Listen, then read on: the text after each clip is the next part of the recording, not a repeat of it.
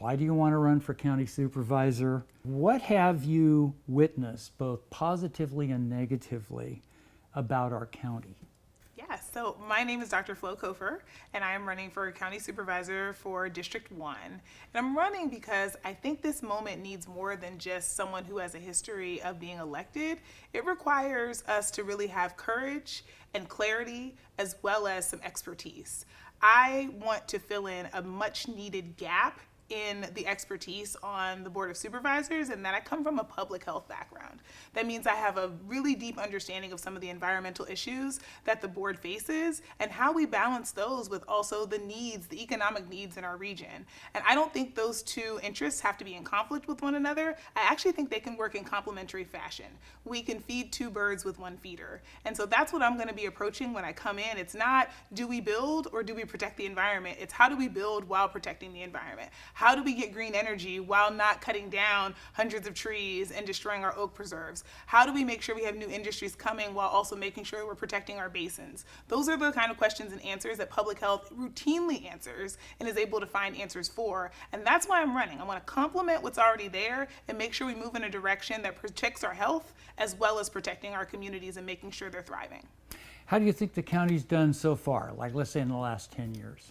I think the county has had some struggles, in part because they haven't had public health leadership. When it came to managing COVID, the money was not given to public health when it first came in, and those delays really led to people not getting what they needed, and many people in our region getting sick and dying. And so those are mistakes that are life and death mistakes that didn't have to happen, and if we had better leadership in terms of expertise and background, we could have avoided some of those. And so public health comes into this and thinks about how do we prevent what we can and then address the rest. And so I'm coming and thinking about what could have been prevented. Some of the decisions I've seen us make, especially around land use, I think are operating against our best interests. They are thinking about short-term gains instead of long-term consequences. And again, I think we can think about both at the same time.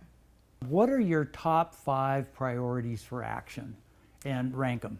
Yes, so I have 3 big ones, 3 big things that I'd like to do. The first thing is I want to protect our people. Right now we are under assault from our federal government, and the county is one of our last lines of defense when it comes to government. And so we really need to be thinking about how do we use our budget authority, how do we use our legal authority, and how do we use our public health authority to be able to protect local communities. That means making sure that people have the services that are being cut because of the big bill that was passed. That means making sure that we are abiding by our own local values and really protecting our communities. And so that's what I want to do first and foremost, because that's our immediate threat, is to make sure that things don't get worse while we're also trying to improve them. The second one is I want to keep people housed.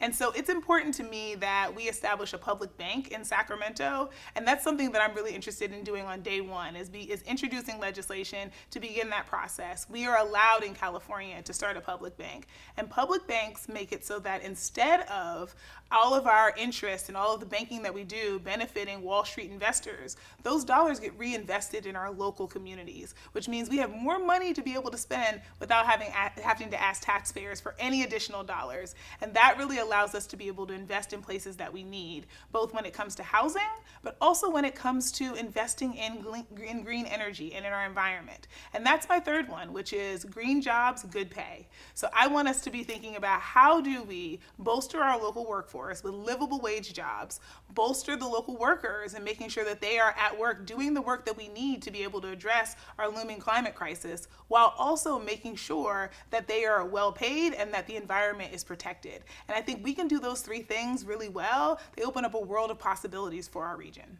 What ways, just curiosity, what ways can the county affect increasing green jobs? How's the county have any power over that? The county has power in terms of being able to help fund some of those apprenticeship programs and get people in the pipeline to do the jobs that are needed for electrification, to be able to identify land use opportunities for us to be able to have solar energy, but ones that don't destroy our oak preserves or our native and indigenous lands and tribal communities. And so those are the things that the county has a lot of responsibility for, and has had projects that it has seen before it that has not always balanced out those needs, and that's something that we need to do a much better job of. Okay. How does your previous experience prepare you for this job? Yeah, so I come from a public health background. I am an epidemiologist by training. I have a master's in public health and a PhD in epidemiology. And so what we study is not just what happens to individuals, but what patterns we see in communities and what we can do to be able to make sure that those patterns are as protective as possible, but when they're harmful, that they're disrupted. And so a lot of my work is focused on federal, state, and local policy, being able to identify what we can do and focus on the implementation. When the Affordable Care Act was passed during the Obama administration, California was the only state that wrote legislation to the Institute of Medicine about what services should be included in the preventive services for women. People think that so much of healthcare policy is passed by elected officials, but it actually happens afterward by people who are working in the fields who come up with the recommendations for implementation.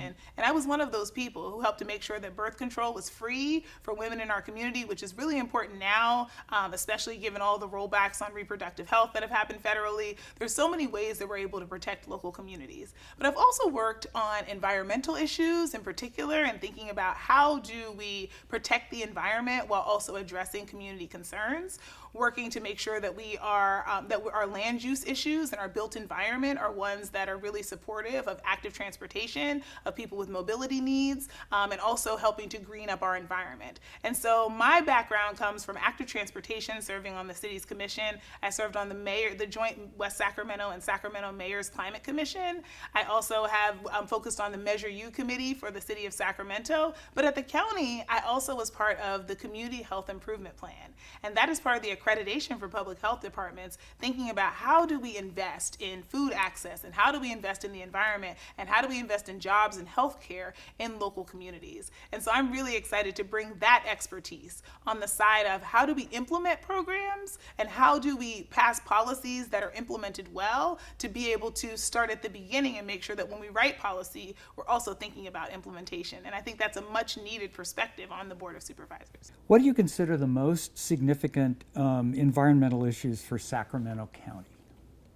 I think right now the two big environmental issues that I'm focused on are land use as well as our energy use. And how do we address the land use issues so that we are not doing greenfield development, so we're not disturbing basins and nature preserves and oak preserves. How are we doing the things necessary to preserve our existing environment while also addressing our very real energy needs, right? We need to reduce our reliance on fossil fuels, eventually eliminate our reliance on fossil fuels. And that needs to happen rapidly. We are beyond the point of no return when it comes to these things. And so we need to be thinking really critically on what are the major drivers of our greenhouse gases, what are the major drivers of pollution, what are the major drivers of air quality issues that are also having an impact on our changing environment and climate, and how do we roll those back as quickly as possible? How do we not just sort of wash our hands of it and say, well, we're beyond the point of no return, so oh well, let's just go full steam towards our destruction, right?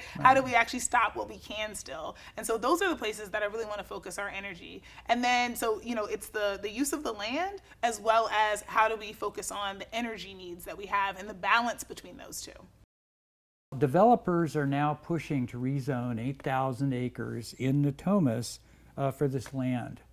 And that will involve crossing the USB for the urban services boundary and approving airports south, Upper West Side, and Grand Park.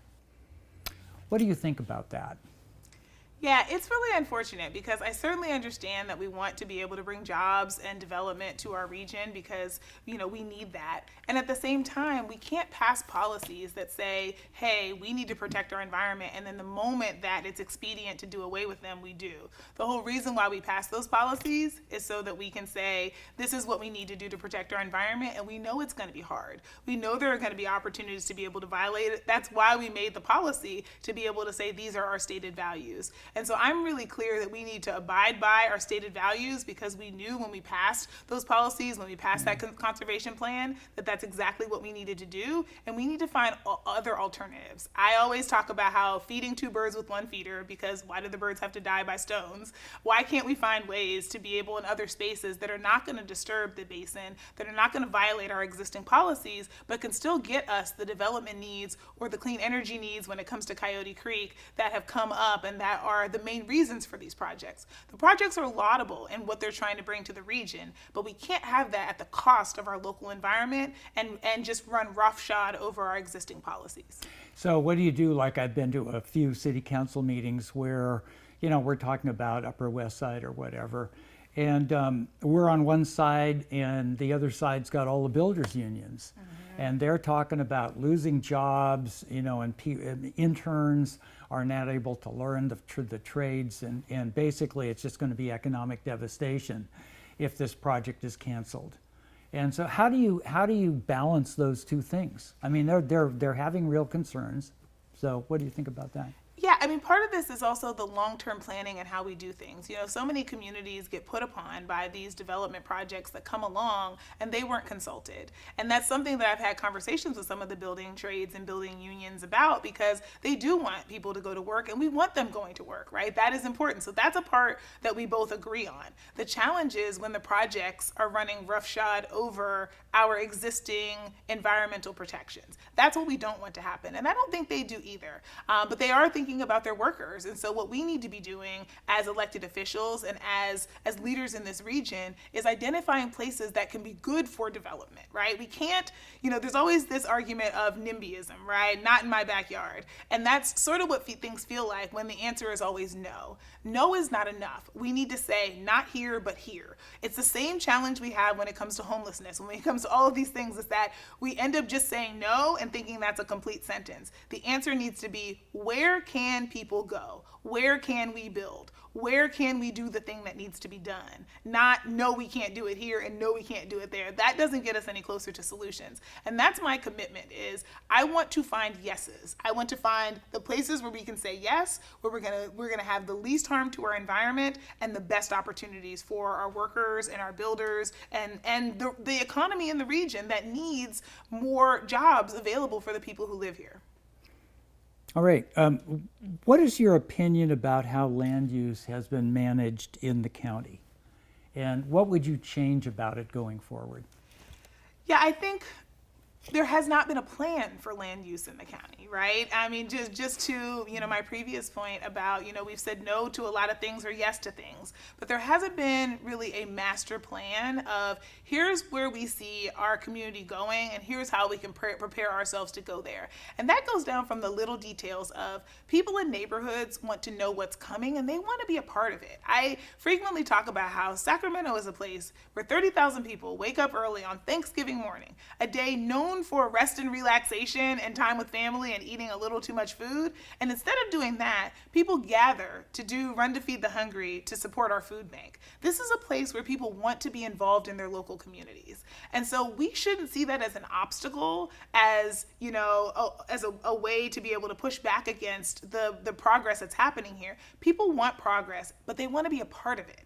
And so I think part of the planning and the leadership that needs to happen in this region is bringing people together. People who have been sort of Hatfields and McCoys and have never gotten along or even see each other as enemies and say, hey, we're all neighbors. And generally, I think we want the same thing. We want safe neighborhoods. We want healthy families. We want clean environments. We want our health and wellness to be protected. So how do we think about land use, or how do we think about homeless services, or how do we think about these things with that in mind? How do we move as quickly as we can to be able to get solutions, but also slow down and make sure that we have enough people involved to be able to come up with good ones, and that we're harnessing the talent and expertise and interest of the people who live here. And part of that is not waiting until a developer comes with a project to say, oh yeah, let's move and do this, but to say, where do we want to be as a region in 10 years, in 15 years, in 20 years? How do we plot that out? What are the available lands that we have where we can go and do an environmental assessment before a project comes and says, here are the concerns, here are the options. We do that with zoning, right? We say this region is zoned residential, this region is zoned agricultural, this region is zoned for commercial.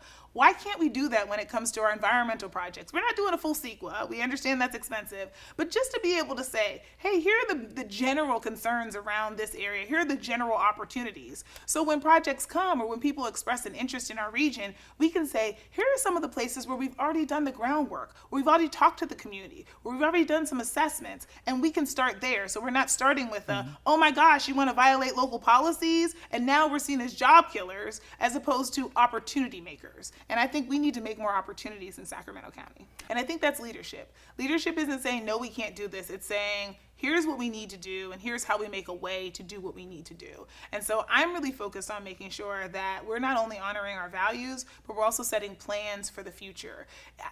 There's always this sort of tension between right now and the future. And I think about it sometimes in a very clear example, right? If you have an injured sports player, right, and there's a big championship game coming up, it can be tempting to just, tape them up and give them a quick fix and pump them with some painkillers and get them out there to play.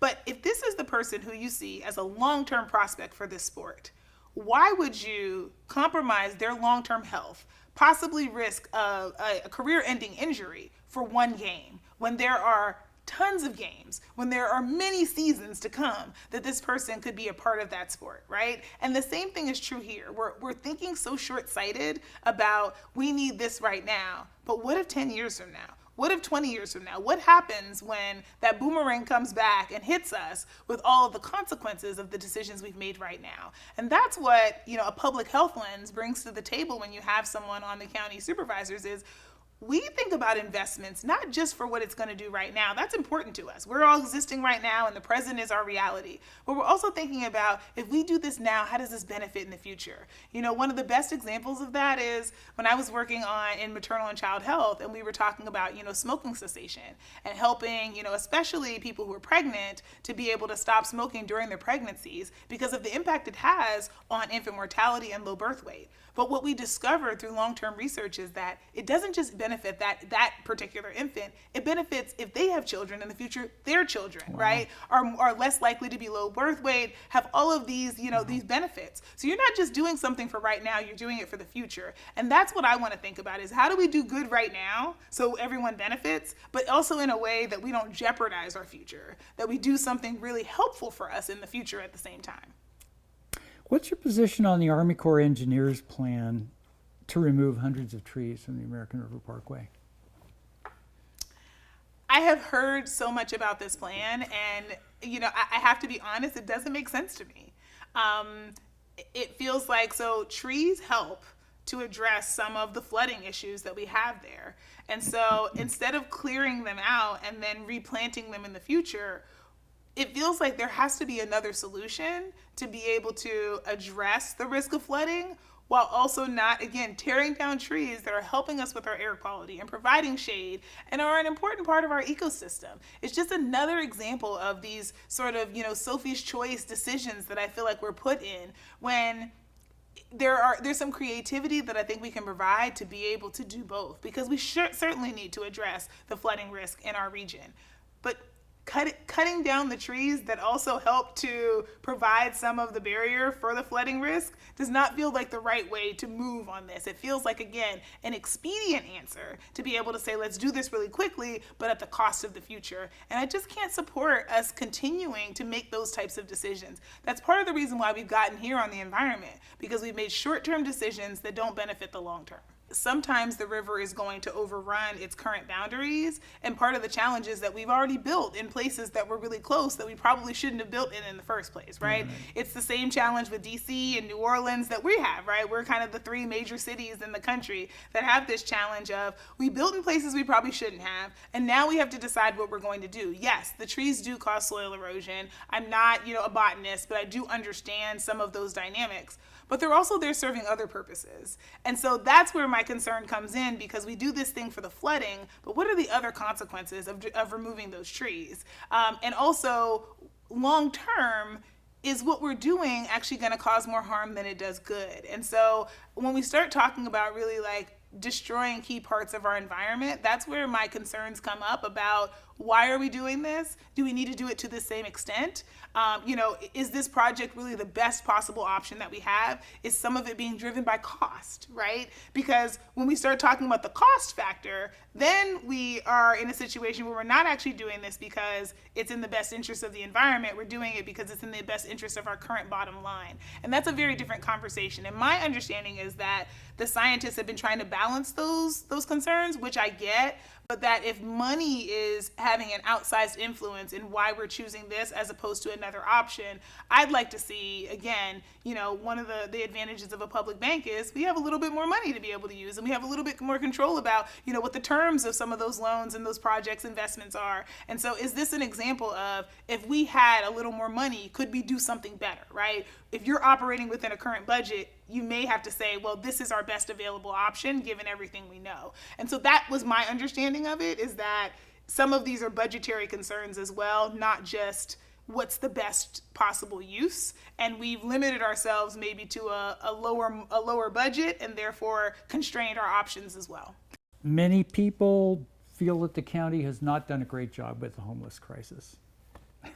Do you agree or disagree, and how would you change it?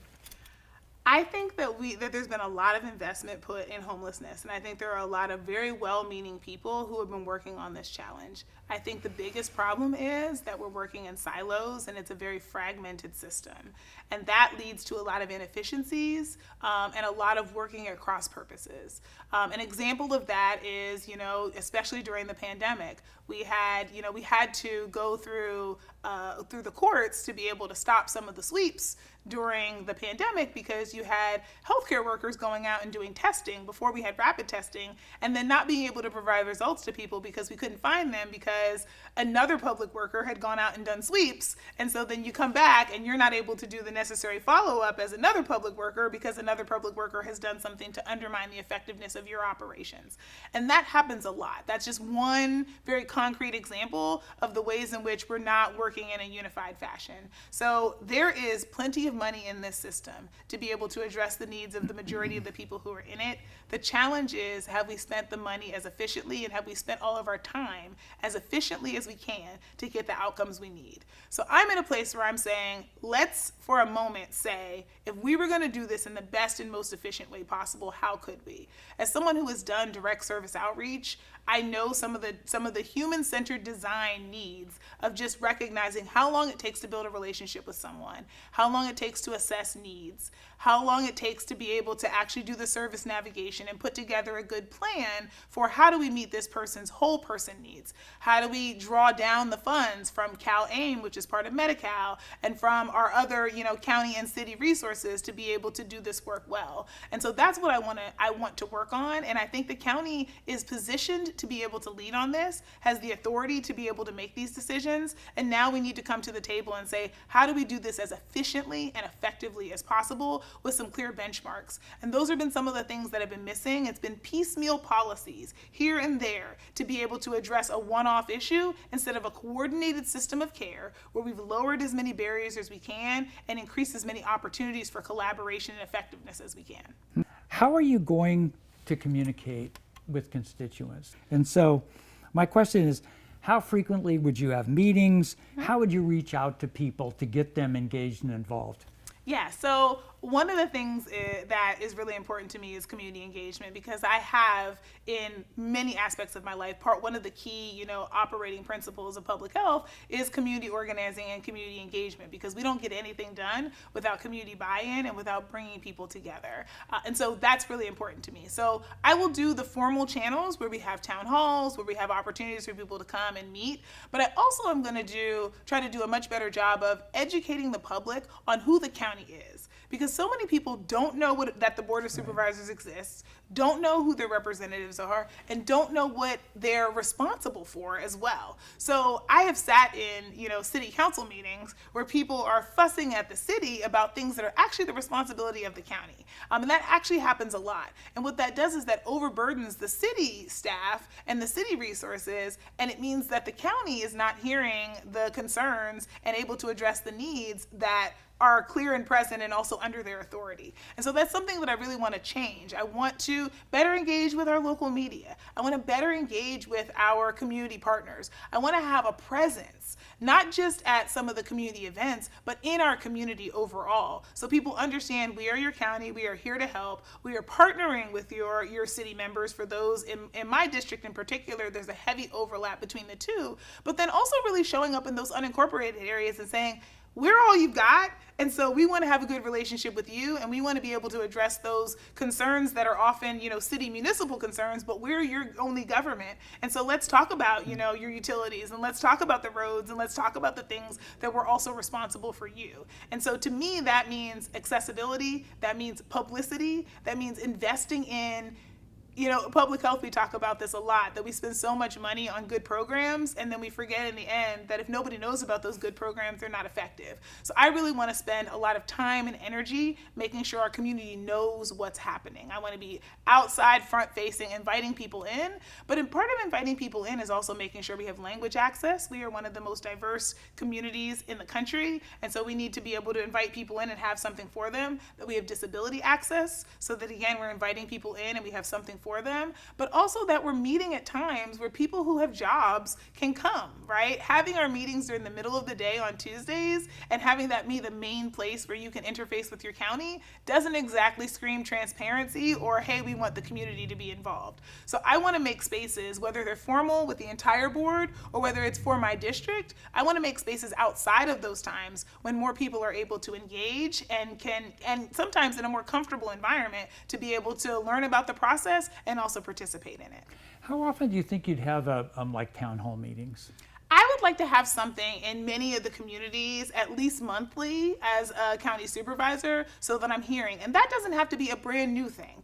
Just recently I attended an event in Natomas, the Cafecito con Karina, because as the council member for District 3, she's already having a monthly meeting. And so her district is in the county. So there's no reason why we have to force people to go to two different things. Let's partner with our other elected. Let's partner with, our flood control districts and other folks that are already bringing people together to be able to allow people to have more access to the people who represent them. What do you think the cause of the rift between the city and the county has been? I mean, there's been like this famous, they don't get along sort of problem. And how would you fix that? What's the cause and how would you fix it? So what I've heard from staff is that the issue is not at the staff level. The staff kind of try to work really well across the partnerships. That the issue has honestly been leadership. And I think, if we're going to speak candidly about it, it's been personalities, right? We're human beings. We all have egos, right? Our feelings get hurt. And sometimes, we don't do the job that we sometimes need to compartmentalize how we feel about a person versus how we should be engaging in our job. But that is our responsibility as people who are stepping up to be elected leaders, is to say, yeah, sometimes people are going to say things that hurt your feelings. Yes, sometimes people are going to go about things in a way that maybe, you feel kind of stepped on your toes or called you out a bit. That is the job. Have a conversation with our therapists and our friends and be upset about it, but we still have to come back and do this job on behalf of the thousands of people who are relying on us to, operate in our best selves, to find solutions, and to be able to set some of the personalities aside. And that is my commitment to voters, is that I am a human being. I'm going to have feelings about things, but my commitment is to show up and to prioritize you and the best interest of our community over my hurt feelings or, something that someone said or did or how they did it, but really getting to the core of what does our community need and always trying to prioritize that first. With all the competing concerns facing the county, the budget, homelessness, housing, you name it, how are you going to stand up for the environment? It always gets put on the back burner. It always gets forgotten. Yeah. So one of the things that I think is incredibly important is a public health perspective, because so many times people create these false choices between two things. We can either do this or we can either do that. And it is absolutely important to prioritize. But what we understand is that all of the issues we're talking about we are in an environment, and the environment shapes those decisions. And so if we're addressing homelessness, we also have to be thinking about the environment. When we're addressing, what's happening at the federal level and we're talking about healthcare policy, well, if people don't have clean air to breathe and don't have, access to transportation and don't have, all of these things are interconnected. And public health thinks about the entire ecosystem and says, when we're doing things, we maximize the good we can do for all of the other things. And that's why I say it's a much needed perspective, because it's not just about the things we know about health and about the body. I think sometimes people think about us as more health care. We're thinking about how all of our various components and systems come together and how they are overlapping and how there are no single issues because every issue touches on other issues. And so we are always looking at how do we maximize the good and minimize the harm. And I think that can be helpful as we're doing policy making, as we're doing long-term strategic thinking, as we're trying to figure out where we invest in response versus prevention. All of those are benefited by being able to see the whole picture, not just as segments and components, but actually as an integrated part of a full ecosystem. What should Sacramento look like in 25 years? Sacramento should be a place where there are very few vacant buildings and empty lots with ugly fences. It should be a place where we have done a lot of brownfield development, where we have taken the places where the corridors that people are already traveling and made sure they are used to their maximum, where we have prioritized, the density of having people living near one another and the grid we can build for that. It will be a place where people can rely on public transit, not because they have to, but also because they want to. And that it is something that we all have available to us, and that we're excited about using because it really does make our lives easier and also improve our communities. It'd be a place where we have plenty of tree canopy and shade in the places that people frequent, so that when we have those hot summer days, we do experience just a few degrees cooler because of that shade and tree canopy, and where our air quality is among the best in the world because we have preserved the things that, that contribute to it, like our trees, but we've also made sure that we have reduced the things that take away from that, like our greenhouse gas emissions. It would be a place where when we look outside, our neighbors are well cared for, and where we're not seeing tent cities pop up because people are unable to afford the region, where people are collaborating, where we have lots of green open spaces where children can play and families can come together and community events can happen. It'd be a thriving place that has a lot of local culture and also a reflection of the cultures that we all come from. A place that really feels like it's a city of sacrament, of purpose, that it has a blessing on it because of the way that we show up for one another, that there's a connectivity that exists here that didn't exist before. That's my vision for Sacramento, and I really am dedicated. I believe that more is possible. I believe that when we treat ourselves with care and civility and a real level of love, that we can do so much more than what we've already done, and that we can all benefit in the region, and that my prosperity doesn't have to come at the cost of you, and your prosperity doesn't have to come at the cost of my well-being. Is there anything else you'd like to say?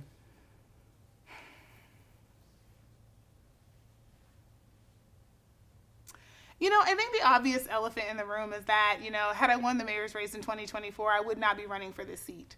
But that's not why I'm running. It creates the opportunity for me to run. I'm running because this probably is the seat I should have run for all along, because I'm a public health professional. And because we do need all of the partners in the region to be pulling their weight and operating in maximum efficiency. And I think I am the fifth member of the board that can really complement what we already have and help to be able to bring some of the gaps in perspective that are available, and that I'm willing to have hard conversations. I'm willing to look for solutions. I'm willing to bring partners together that don't agree with each other or haven't talked to each other. And I'm willing to really try to do the hard work of being able to create the region that we all want. Because the truth is, I don't hear people saying they want something different. The difference in our political fights is whether we think it's possible or whether we are willing to settle for what we already have because we don't think we're going to do better, and we're worried about, if we don't do better, how will I be harmed? And so I really trust that we can do better, and I want to put every effort into making sure that we do.